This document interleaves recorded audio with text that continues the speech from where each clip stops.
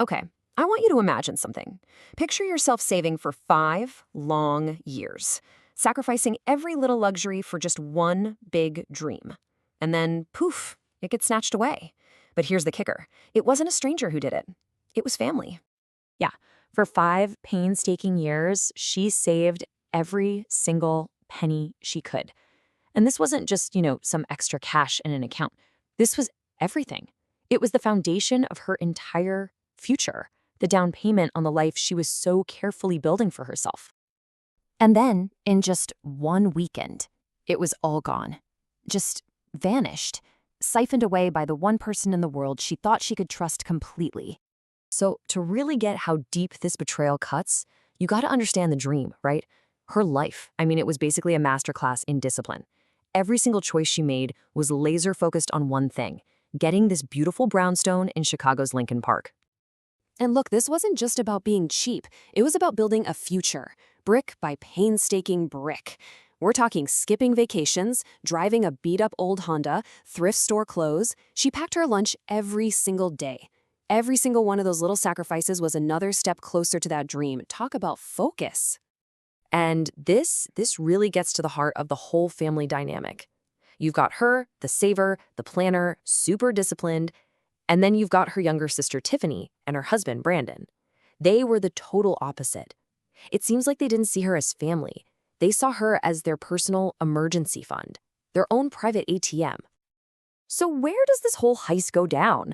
Not in some shady back alley, no. It happens at a family reunion at this beautiful lake cabin. It was supposed to be all about family time and making memories, but she said from the second she got there, something just felt wrong. And the first major red flag, her brother-in-law, Brandon. All of a sudden, he's her new best friend. And get this, he's flashing a new Rolex, the latest iPhone, but he's crying poor. And then he starts asking all these weirdly specific questions about her savings, like, so you got all that money ready to go? It's all in one account, right? Super sketchy. And then comes the moment that changes everything. The one little request that seems so innocent. My phone just died. Mind if I borrow yours for a sec? And without even thinking about it, she unlocks her phone and hands it over. Just a simple act of trust that would end up having absolutely devastating consequences.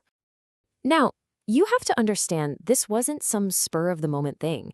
It was a calculated 3-day operation. The entire weekend, while she's, having a good time barbecuing, having deep talks with her sister, they were in the background, just methodically draining her account. 3 massive transfers. Unbelievable. So Monday morning rolls around. She wakes up and she is buzzing with excitement. This is the day. She's finally going to call her realtor and put in the offer on her dream house. But when she opens her banking app, her entire world just shatters. Just try to imagine that feeling for a second. You go from $87,000 to this, just over $3,000. She said her heart literally stopped.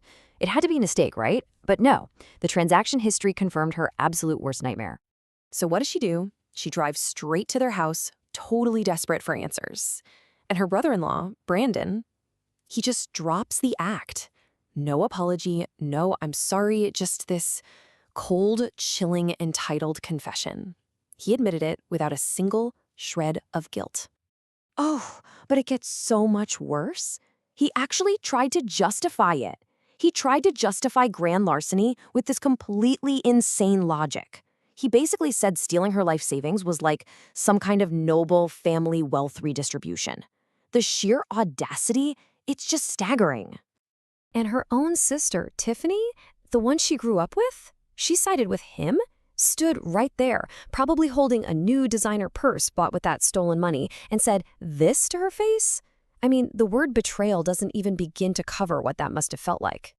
So with nowhere else to turn, she goes to her parents. The people who are supposed to have your back no matter what. And their response? They basically told her to just let it go for family peace. Can you believe that? In that moment, she was completely, totally alone.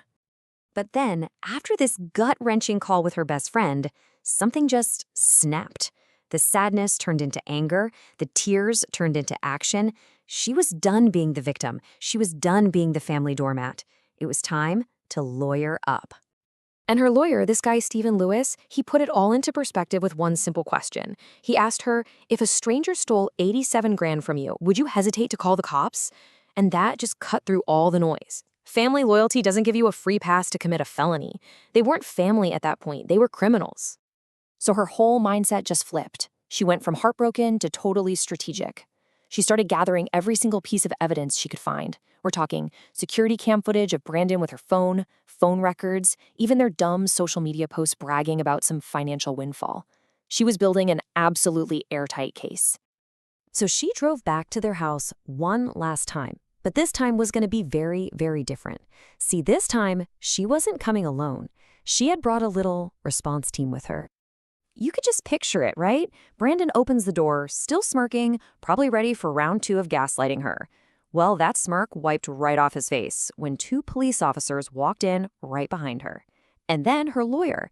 And then a fraud investigator from the bank. Oh yeah, the game was up. And faced with the actual law standing in her living room, plus all that evidence, Tiffany just crumbled. She confessed everything. Said it was all Brandon's idea, that he kept saying, we deserve it more than she does. She'll just save it up again anyway. Just, wow. So the consequences came down, and they came down hard. Brandon managed to avoid jail, but he got 2 years probation and, this is the best part, a court order to pay back every single dime, plus damages. Tiffany filed for separation, her parents finally apologized, and she got her money back and bought herself a brand new house. You know, going through something like this, it fundamentally changed her. She realized that the family you choose, like your real friends who have your back no matter what, can be way more reliable than the family you're born into. Real family lifts you up. They don't see you as a bank account to drain. And that kind of leaves us all with a really tough question, doesn't it? What's harder, losing the money or making that call to enforce a boundary that you know will change your family forever? It really shows that protecting yourself isn't selfish. Sometimes it's the most necessary thing you can do.